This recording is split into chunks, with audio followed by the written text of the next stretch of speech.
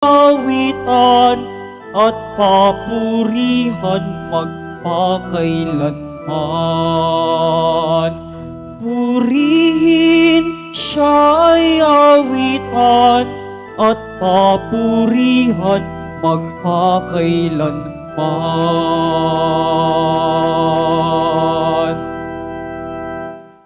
Sa ngalan ng Ama, Anak at Espiritu Santo, Amen. sumainyo po ang Panginoon. At sumaiyo rin. Kapatid, upang maging marapat tayo sa banal na pagdiriwang, ihanda natin ating mga sarili at pagsisihan ng mga nagawang pagkakasala. Naamin ko sa makapangyarihang Diyos at sa inyo mga kapatid, na lubha akong nagkasala sa isip, sa salita, sa gawa at sa aking pagkukulang. Kaya'y sinasamo ko sa mahal na Birheng Maria, sa lahat ng mga anghel at mga banal, at sa inyo mga kapatid, na ako'y panalangin sa Panginoong ating Diyos. Kaawaan tayo ng makapangyarihang Diyos, patawarin tayo sa ating mga kasalanan, at patnubayan tayong lahat sa buhay na walang hanggan. Amen. Panginoon, kaawaan mo kami. Panginoon, kaawaan mo kami. Kristo, kaawaan mo kami. Kristo, kaawaan mo kami. Panginoon, kaawaan mo kami. Panginoon, kaawaan mo kami. Manalangin tayo. Ama namin makapangyarihan, ipagkaloob mong lagi naming ikaligayang ikaw ay paglingkuran, sapagkat walang maliw at walang kahulilip ang kasiyahan kapag sumasamba kami sa iyong kapangyarihan na nagpapairal sa tanang sanlibutan sa pamamagitan ni Jesucristo kasama ng Espiritu Santo magpa sa walang hanggan. Amen. Magsipo muna po ang lahat. Mula sa aklat ng pahayag. Ako'y si Juan. Narinig ko ang Panginoon at sinabi niya sa akin, isulat mo sa anghel ng simbahan sa Sardis. Ito ang sinasabi ng may 7 Espiritu ng Diyos at may 7 bituin. Nalalaman ko ang ginagawa mo. Ipinalalagay kang buhay, ngunit ang totoo, ikaw ay patay. Gumising ka at pasiglahin mo ang mga bagay na nalalabi sa iyo nang di tuluyang mamatay. Nakikita kong hindi paganap ang mga nagawa mo sa paningin ng aking Diyos. Alalahanin mo kung paano mong tinanggap ang mga aral na iyong narinig. Isagawa mo ang mga yaon. Pagsisihan mo at talikdan ang iyong kasamaan. Kung hindi ka gigising, paririyan ako gaya ng magnanakaw. Hindi mo malalaman ang oras ng aking pagdating. Gayunman, may ilan diyan sa Sardis na nag-ingat at napanatiling malinis ang kanilang damit. Kaya't magiging kasama-sama ko silang nakasuot ng puti, sapagkat sila'y karapat-dapat. Ang magtatagumpay ay pararamtan din ng puti, at hindi ko aalisin sa aklat ng buhay ang kanyang pangalan. Kikilanling ko siya sa harapan ng aking Ama at ng kanyang mga anghel. Kung may pandinig kayo, dinggin ninyo ang sinasabi ng Espiritu sa mga simbahan. Isulat mo sa anghel ng simbahan sa Laodicea. Ito ang sinasabi niya na ang pangalan ay Amen. Ang matapat at tunay na saksi at siyang pinagmulan ng lahat ng nilalang ng Diyos. Nalalaman ko ang mga ginawa mo. Alam kong hindi ka malamig ni mainit. Maano sanang malamig ka o mainit, ngunit dahil sa ikaw ay malahininga, hindi mainit ni malamig, isusuka kita. Sabihin mo, ako'y mayaman at sagana sa lahat ng bagay, ngunit hindi mo nalalamang ikaw ay abang-aba, kahabag-habag, maralita, hubad, at bulag. Kaya nga, ipinapayo kong bumili ka sa akin ng dinalisay na ginto upang ikaw ay maging tunay na mayaman. Bumili ka rin ng puting damit upang matakpan ang nakahihiya mong kahubaran at ng gamot sa mata mo nang ikaw ay makakita. Tinuturoan ko't sinusupil ang lahat ng aking iniibig. Kaya nga, magsikap ka, pagsisihan mo at talikdan ang iyong kasalanan. Nakatayo ako sa labas ng pintuan at tumutuktok. Kung diringgin ang aking tinig at bubuksan ang pinto, ako'y papasok sa kanyang tahanan at magkasalo kaming kakain. Ang magtatagumpay ay uupong katabi ko sa aking luklukan.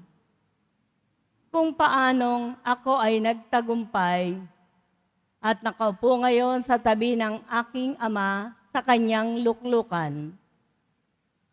Kung may pandinig kayo, dinggin ninyo ang sinasabi ng Espiritu sa mga simbahan. Ang salita ng Diyos. Salamat sa Diyos. Luluklok ang nagtagumpay, kasalo ko habang buhay. Luluklok ang nagtagumpay, nakakasalo ko habang buhay. Yaong mga masunurin na sa iyo ay nakikinig at ang laging ginagawa ay naaayon sa matuwid. Kung mangusap ay totoo sa lahat at bawat saglit, yaong gawang paninira ay hindi niya naiisip. Luluklok ang nagtagumpay, kasalo ko habang buhay. Kailanman, siya ay tapat makisama sa kapwa. Sa kaniyang kaibigay, wala siyang maling gawa. Hindi siya nagkakalat ng di tunay na balita at itinatampok niya ang matapat sa lumikha. Luluklok ang nagtagumpay, kasalo ko habang buhay. Hindi siya humihingi ng patubo sa pautang. At kahit na anong gawin, ay hindi siya masuhulan. Upang yaong walang sala ay patawa ng kasalanan. Ang ganitong mga tao'y mag-aani ng tagumpay. Luluklok ang nagtagumpay, kasalo ko habang buhay. Magsitayo po ang lahat.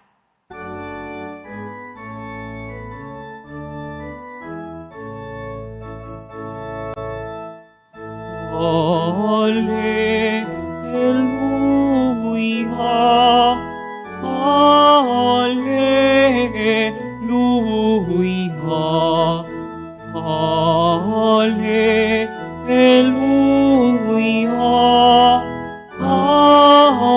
Alleluia, Alleluia.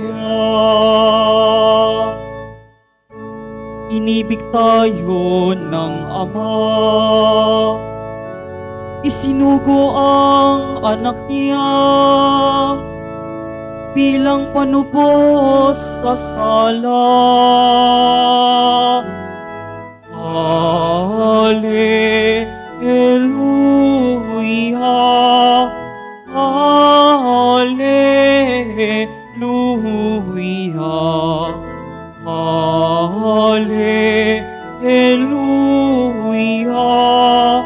Hallelujah.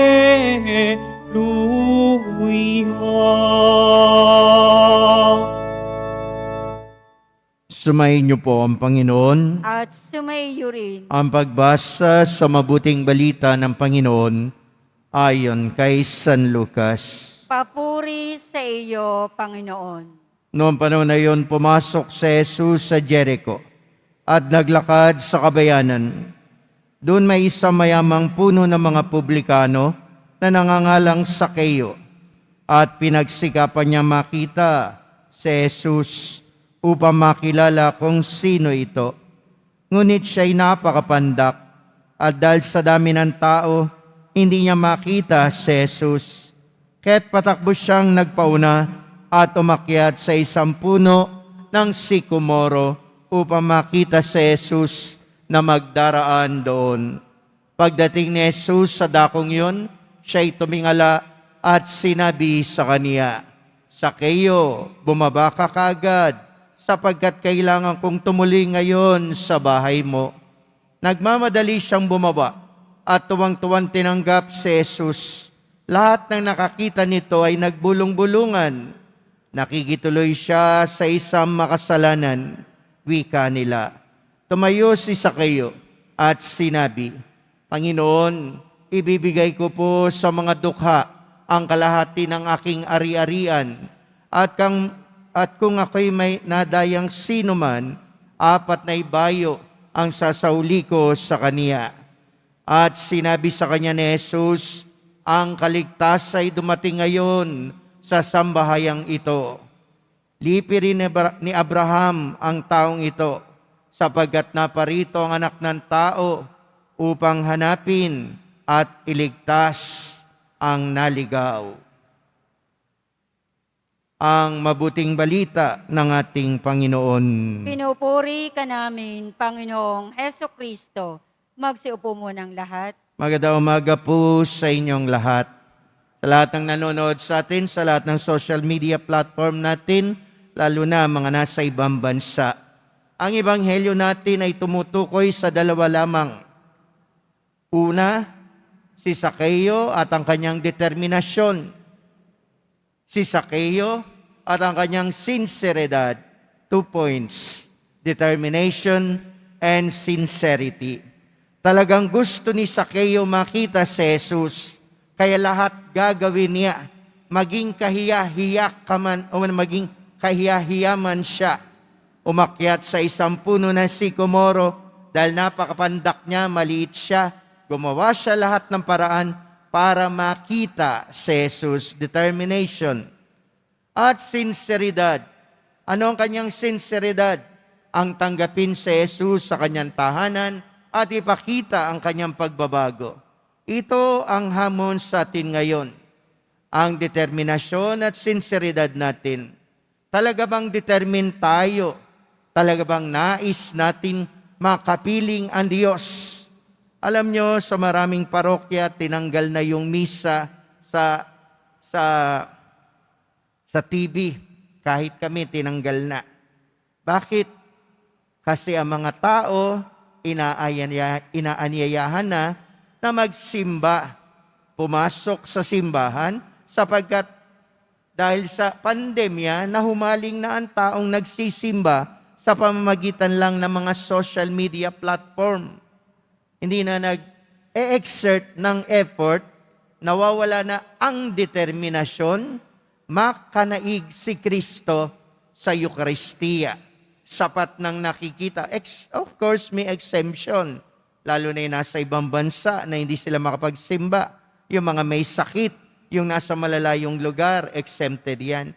Pero kung talagang nais mong makaisa si Jesus, gagawa ka ng paraan tulad ni Sakeo. Kahit maliit siya, kahit maging kahiya-hiya siya, umakyat sa isang puno ng sikomoro, makita lang si Jesus. Katulad nyo ngayong nagsisimba. Salamat sa inyong determinasyon na pumunta sa Quiapo at makanaig o makaniig si Jesus sa Eucharistia. Ang susunod na tanong ay, sincere ba tayo sa ating pakikitungo kay Jesus? Sincere ba tayo sa paglilingkod natin? Sincere ba tayo sa pagsisimba natin? Tunay nga ba? Alam nyo mga Pilipino, marami tayong salitang galing sa salitang loob. Kusang loob, bukas sa loob, loob na loob, nais ng loob. Ito ang hamon sa atin ngayon ni Jesus, na ang ating pakikitungo sa Kanya, bunga ng determinasyon natin, dapat galing sa loob ang ating ugnayan sa Kanya. Pag sinabing loob, alam na ninyo ang ibig sabihin. Pagmamahal. Kaya nga, pag ikaw nagbigay, anong ginagamit nating salita? Kusang loob, bukal sa loob. Pag hindi bukal sa loob at hindi kusang loob, mabigat po yan. Marami na ako natanggihan kasi naranasan ko po, no, ako'y nagpapari pa lang, matagal na kasi matanda na ako. Meron mga tumutulong na hindi bukal sa loob. Ang bigat. Sa parokya, may mga tao ring tumutulong na hindi bukal sa loob. Ang bigat. Ang bigat dalhin. At alam ko kahit kayo, kapag kayo ay binigyan o tinulungan ng hindi galing sa loob, ano sabi nyo? Ang bigat naman. At kung tayo naman, hindi bukal ang pagtulong natin, tayo ay nagiging mabigat. Si Sakeo, pinakita niyang siya'y magaang, bukal sa kanyang loob. Ano ang kasunod? Panginoon, kung may nadaya akong sino man, 4 na ulit kong ibabalik sa Kanya. Bukal sa kanyang loob, magaang, kaya nakapasok si Jesus. Tayo, tinatawag tayong isaloob natin ang ating ugnayan kay Jesus. Alam nyo si St. Thomas Aquinas, hangang-hanga sa kanya'y mga madre. Minsan narinig siyang nangangaral, hangang-hanga sila sa talino at galing. Marami pa siyang sinulat at sinabi na hinangaan ng isang kongregasyon ng mga madre. Kaya isang araw, pinuntahan ng superiora ng isang grupo ng madre, si St. Thomas, at sabi nila, hangang-hanga kami sa iyong pananalita, hangang-hanga kami sa lalim na iyong ugnayan sa Diyos. Hanga kami sa iyong mga tinuturo. Maaari ba tulungan mo kami? Gawa mo kami ng batas o pamamaraan na kung saan ang aming kongregasyon ay maliligtas. Tulungan mo kaming maligtas sa mga kaluluwa namin. Bigyan mo kami ng set of rules to follow. Bigyan mo kami ng mga batas na kung saan magiging kaligtasan na ang bunga. Binigay nila kay St. Thomas ang isang libro na walang nakasulat. Sabi ng mga madre, sigurado ako, sabi ng superiora, maraming masusulat na katalinuhan, karunungan si Santo Tomas o si Tomas, di ba siya santo nun? Bibigyan niya tayo ng pamamaraan para maging banal tayo. Binigay nila kay St. Thomas yung bakanting libro. Wala kahit isang nakasulat. Kinuha ni Santo Tomas. At ang aga-aga, bumalik si St. Thomas. Sabi ng mga madre, ang bilis naman. Ang bilis naman magsulat niyan. Nasulatan niya yung buong libro ng batas para tayo maligtas at maging banal. Binigay ni St. Thomas. Sabi ni St. Thomas, ano ba nais nyo? Kaligtasan? Basahin nyo ang sinulat ko. Pag-alis ni St. Thomas, dali-dali yung mga madre. Excited yung mga madre. Binuksan nila yung libro. Napansin nila isang page lang. At meron lang isang nakasulat. At alam nyo kung ano nakasulat? Loobin nyo. Will it. Loobin nyo. Ano nais nyo? Kaligtasan. Ano nais nyo? Kabanalan. Ano nais nyo? Si Jesus. Ano sagot ni Santo Tomas? Loobin ninyo. Naisin ninyo. Isa puso ninyo. Ikaw at ako na naririto. Ano ba ang nais natin? Kaligtasan. Ano nais natin? Kabanalan. Ano nais natin? Karunungan ng Diyos. Ano nais natin? Pag-ibig ng Poong Jesus Nazareno. Ano sagot ni Santo Tomas sa atin, sa akin at sa iyo? Loobin mo. Gusto mo maging mabuti? Naisin mo. Gusto mo maging tapat sa asawa mo? Loobin mo. Gusto mong galang ang magulang mo para pagpalain ka ng Diyos? Loobin mo. Naisin mo. At pag ninais mo, magagawa mo. Tulad ni Sakeo, ninais niya makita si Jesus. Niloob niya, nakita niya si Jesus. Sincere siya, kaya pumasok si Jesus. Ganon din ang sa atin. Alam niyo, ebanghelyo natin, yan yung binabasa madalas sa lumang Collectio Tuum. Yan yung binabasa pag house blessing. Ang dami ko ng house blessing. Ang dami-dami na. Pag nagdadasal kami, yung mga bisita, walang nasagot. Nandun lang sa gilid, nakaupo, ayaw buksan yung kandila. Ayaw magdasal. Hindi niloloob nila na talagang makaisa sa house blessing. Yan yung binabasa. Pero alam nyo, pag nag-itcha ng pera, pag kahit matanda, sumasalakpak. Bakit? Niloob nila yung pera, pero hindi nila niloob yung pagdarasal para maging banal ang tahanan. Naranasan nyo na ba yan? Nakakita na ba kayo ng mga house blessing? Ang daming house blessing, ang daming imbita, nandun lang lahat sa labas, ni hindi nagdadasal, hindi na nagsasalita, ni hindi sumasagot. Bakit ka ba inimbita doon? Para kumain? Hindi. Inimbita ka doon para sumama sa pagdarasal, para maging banal yung tahanan, 10 na mga nakatira. Dadasal ka, walang sasagot. Itcha mo yung barya. Pati nasa labas, takbuhan sa loob. Pati paan ang matanda, doon ako nakakita. Akala ko ang sexy, akala ko ang hinhinhin. Pag itcha ng barya, bumubulagta, bumubukaka, dinataas pa yung damit para lang makuha yung barya. Ano niloob nila? Barya. Hindi niloob yung dasal, di niloob yung Diyos. Ang dami niyan, dami kong karanasan sa ganyan. Nakangiti na lang ako, nakatingin. Kaya pag nagdadasal na, talagang tinatawag ko, dito kayo, dasal tayo. Para swerte ang bahay, gano'n na lang sinasabi ko. Dasal tayo, hali kayo, sama kayo. Dasal tayo. Sige, sunod kayo. Sindihan nyo yung kandila. Kanta kahit mapasok tayo. Sindihan nyo. Salamat sa Diyos naman. Nasunod yung iba. Pero yung iba talaga, hindi. Pero pagdating ng kainan, ay Diyos ko. Kahit aso, kasama. Pagkainan, ay, ang daming kamag-anak ni Sharon. Ang daming plastic. Blessing of the house. We ask the Lord to bless. But sometimes we forgot that when we ask for blessing, we need a sincere heart to pray. We need to pray.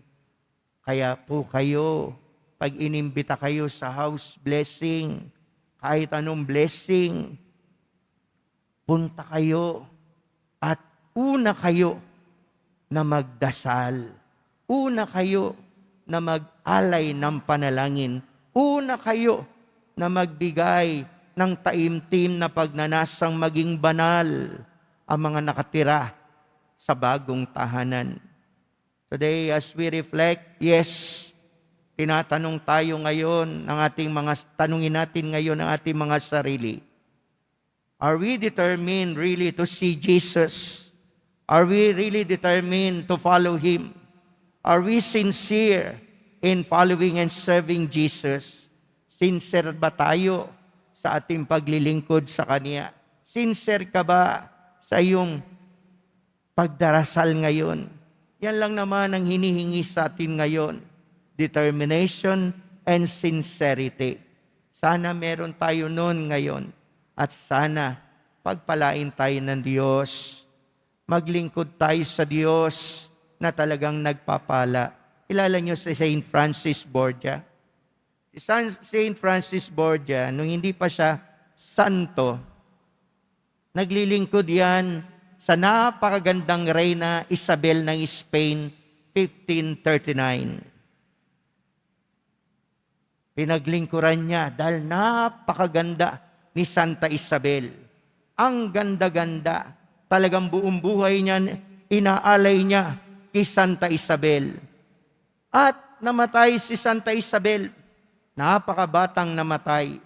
At dahil siya'y naglilingkod doon kay Santa Isabel, hindi Santa yun, Reyna Isabel, naglilingkod siya, siya yung nangangasiwa sa burol nito. At dumating ang panahon, nung nilibing, ay muli itong bubuksan para makita. Nung binuksan yung kabao ng reynang napakaganda, nagulat si Saint Francis Borgia. Nakita niyo yung magandang prinsesa na naaagnas, mabaho, bulok. Sabi niya sa sarili niya, pinaglingkuran ko, nabubulok, mabaho. Di na ako maglilingkod sa nabubulok at mabaho. Di na ako maglilingkod sa naaagnas. At ito na ang pagkakataon. Tinawag na siya ng Diyos. Pinaglingkuran niya si Jesus na hindi nabubulok, hindi naagnas, at walang kamatayan. Pinaglingkuran niya ang poong Jesus Nazareno. Sabi niya, "You are my King forever. I will serve you, only you." Wala nang iba. Mga kapatid ko, nandito tayo ngayon. Determined tayo magsimba ba? Sincere ba tayo magsimba? Salamat. Alam nyo ba na ang pinaglilingkuran nating lahat hindi nabubulok, hindi na mamamatay, hindi babaho, kundi lalo tayong bubuhayin at pagpapalain. Amen ba? Amen ba? Kaya tayo nandito para hindi tayo mabulok sa kasalanan, hindi tayo mamatay sa karamdaman lang. Naririto tayo sa poong Jesus Nazareno na magbibigay sa atin ng pagpapala. Ang Diyos na pinaglilingkuran natin, hindi nabubulok, hindi na mamamatay, hindi babaho, kung hindi magpapala sa atin ng buhay na walang hanggan. Amen ba? Amen. Magsitayo po ang lahat.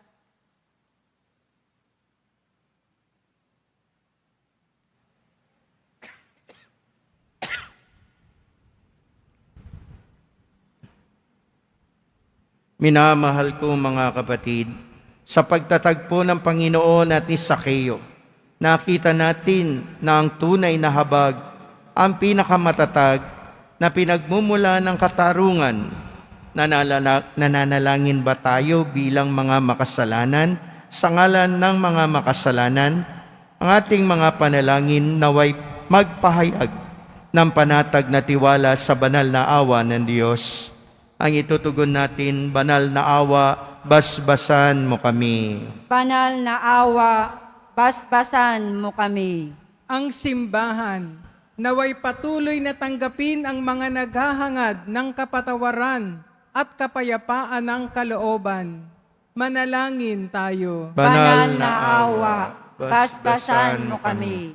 Ang mga nagpapatakbo ng ating kalakalan at industriya, naway maging mapagbigay at makatarungan Manalangin tayo. Banal na awa, basbasan mo kami. Tayo naway maging handa sa pagsalubong sa Panginoon, anumang oras siya dumating sa ating buhay, at hayaan siyang manahan sa ating mga puso. Manalangin tayo. Banal na awa, basbasan mo kami. Ang mga may sakit, naway makita na bahagi na nakapagliligtas na krus ni Kristo ang kanilang mga pagsubok at paghihirap. Manalangin tayo. Banal na awa, basbasan mo kami. Ang mga yumao, naway gantimpalaan ng walang hanggang kaligayahan sa buhay ng mundong darating. Manalangin tayo. Banal na awa, basbasan mo kami. Tumahimik po tayo sumandali. Taimtim natin ilapit sa Diyos ang ating mga pasasalamat at ang ating mga kahilingan, lalo-lalo na para sa mga may karamdaman.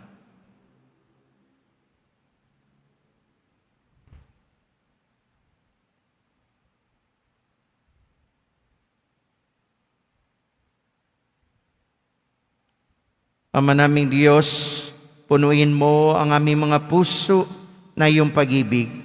Ipagkaloob mo sa amin na iyong mapagligtas na tulong kapag kami ay magkasala at naway panatilihin mo kami sa iyong pagkalinga. Niling namin ito sa pamamagitan ni Kristong aming Panginoon. Amen. Magsiupo muna ang lahat.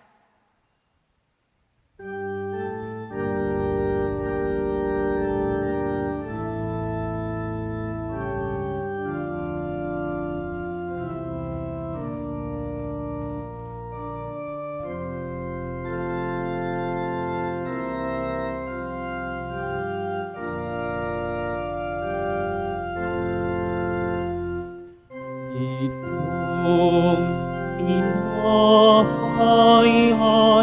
alak na mula sa'yo, muling ihahain sa kabutihan mo. Kunin at tanggapin alay sa'yo, pasasalamat ng puso.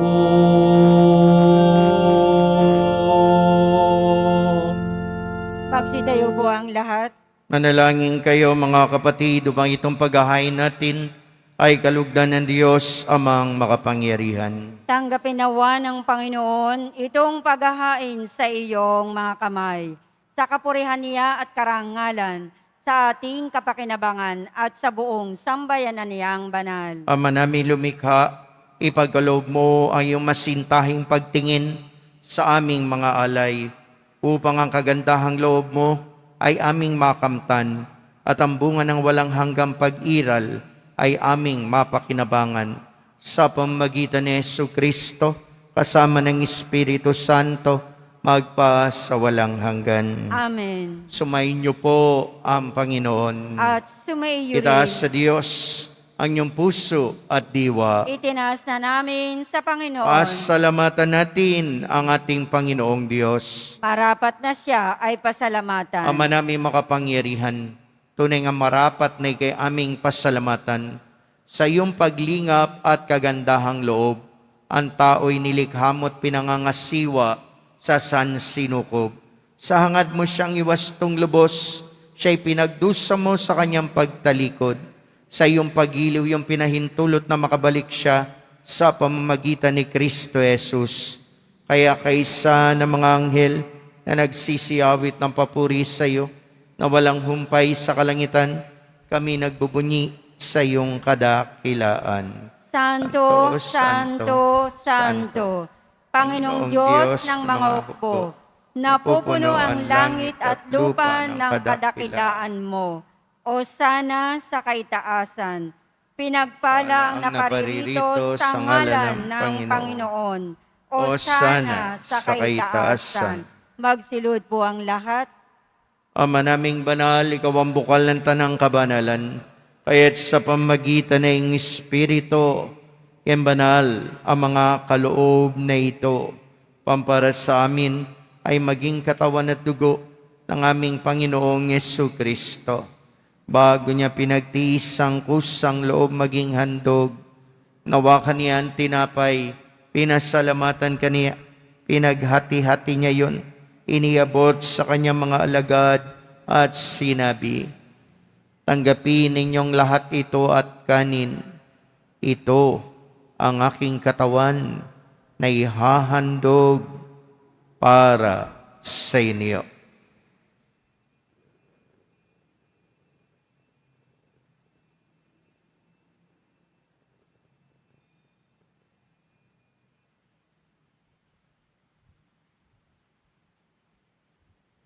Kaya hindi naman matapos sa ngapunan, hinawakan niya ang kalis. Muli kanyang pinasalamatan.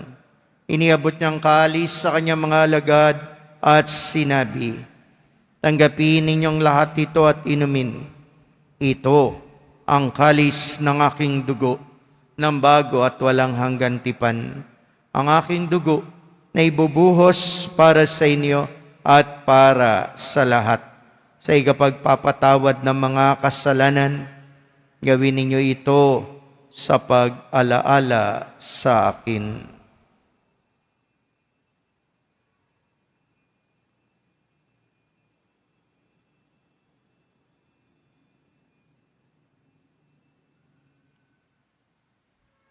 Magsitayo po ang lahat. Pagbunyi natin ang misteryo ng pananampalataya. Si Kristo'y namatay, si Kristo'y nabuhay, si Kristo'y babalik sa wakas ng panahon. Ama, ginagawa namin ngayon ang pag-alala sa pagamatay at muling pagabuhay na iyong anak. Kaya dinalay namin sa iyon tinapay na nagbibigay buhay, at ang kalis na nagkakaloob ng kaligtasan. Kami nagpapasalamat dahil kami minarapat na tumayo sa harap mo para maglingkod sa iyo. Sinasamo namin kami magsasalo-salo sa katawan at dugo ni Kristo ay mabuklod sa pagkakaisa sa pamamagitan ng Espiritu Santo. Amalingapin mo yung simbahang laganap sa buong daigdig. Puspusin mo kami sa pag-ibig. Kaisa ni Francisco naming Papa at ni Jose naming Obispo at ng Kaparian. Alalahanin mo rin ang mga kapatid naming nahimlay. May pag-asang sila'y muling mabubuhay. Gayon din ang lahat ng mga pumanaw. Kawan mo sila't patuloyin sa iyong kaliwanagan. Kawan pagindapating kaming lahat na makasalo sa iyong buhay na walang wakas.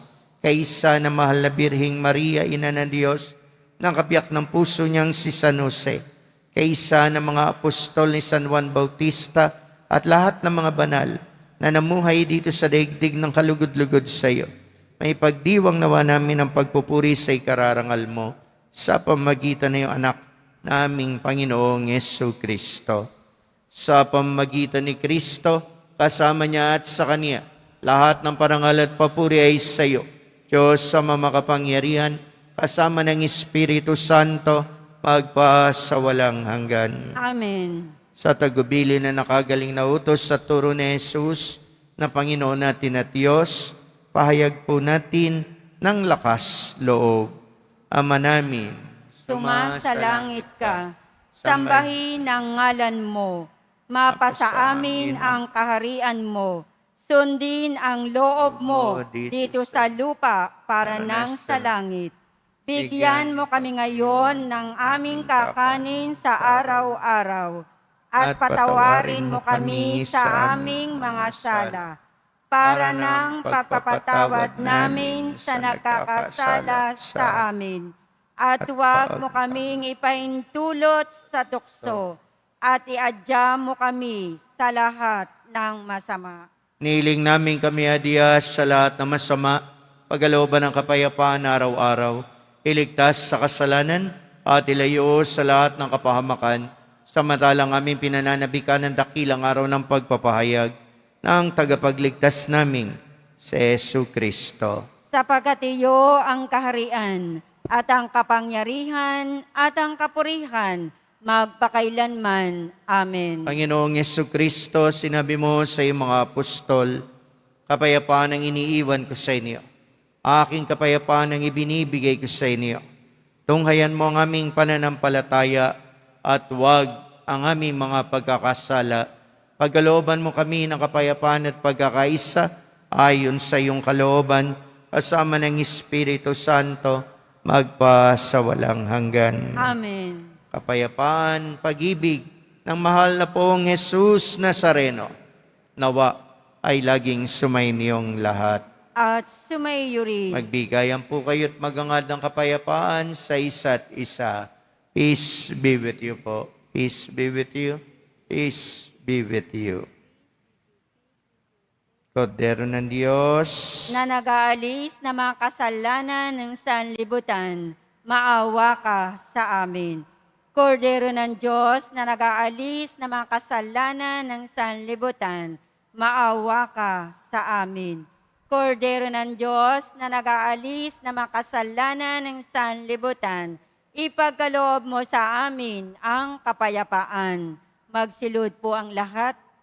mga kapatid, naririto si Jesus, ang Kordero ng Diyos, ang nag-aalis ng kasalanan ng sanlibutan. Mapalad tayong tinawag sa piging ng kaniyang pagpapatawad. Panginoon, hindi ako karapat-dapat na magpatuloy sa iyo, ngunit sa isang salita mo lamang ay gagaling na ako. Naway ingatan tayong lahat ng katawan at dugo ni Kristo tungo sa buhay na walang hanggan. Amen.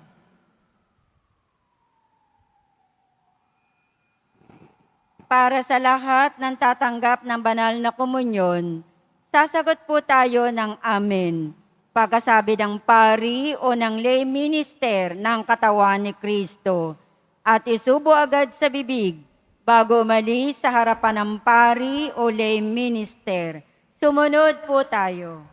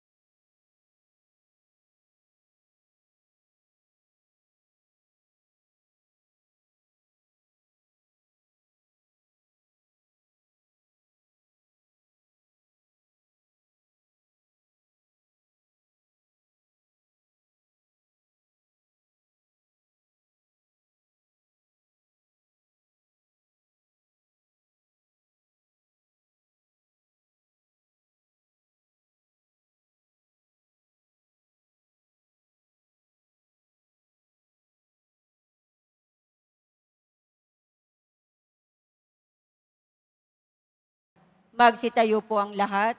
Manalangin tayo.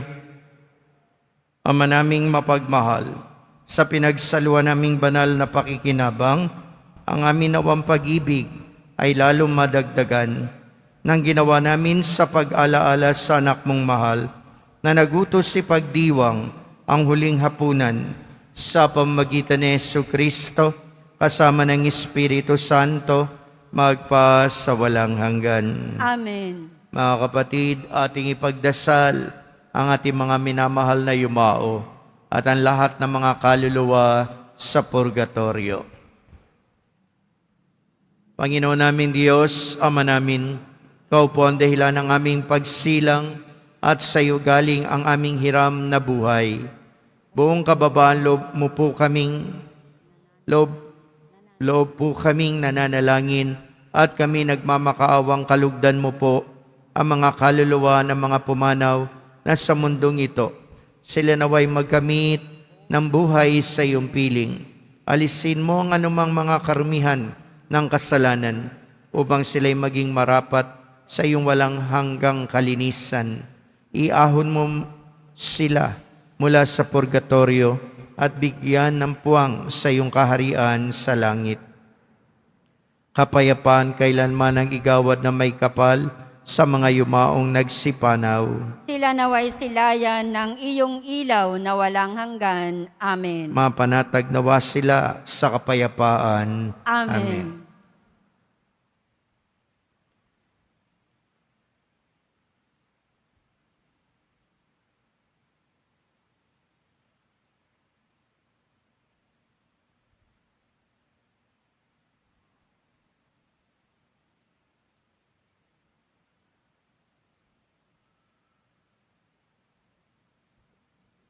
Pagbabasbas, sumainyo po ang Panginoon.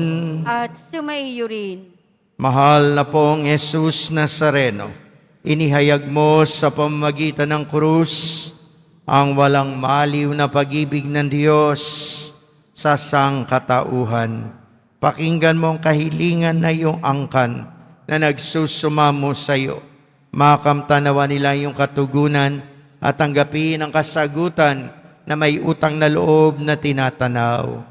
Basbasan din po ninyo ang mga daladala nilang imahin at mga dasalan sa pamamagitan ng bendisyon na ito, naway maalala nila ang mga pangako nila noon sa biniyag na ikaw ang kanilang iibigin at paglilingkuran bilang Panginoon magpas sa walang hanggan. Amen. At pagpalain po kayong lahat ng dakila at makapangyarihang Diyos, ng Ama, ng Anak, at ng Espiritu Santo.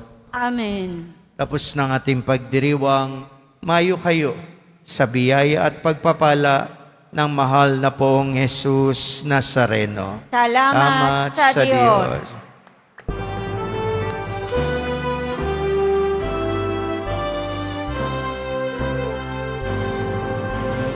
Padre Jesus Nazareno, sinasamba ka namin, pinipintuho ka namin, aral mo ang aming buhay at kaligtasan.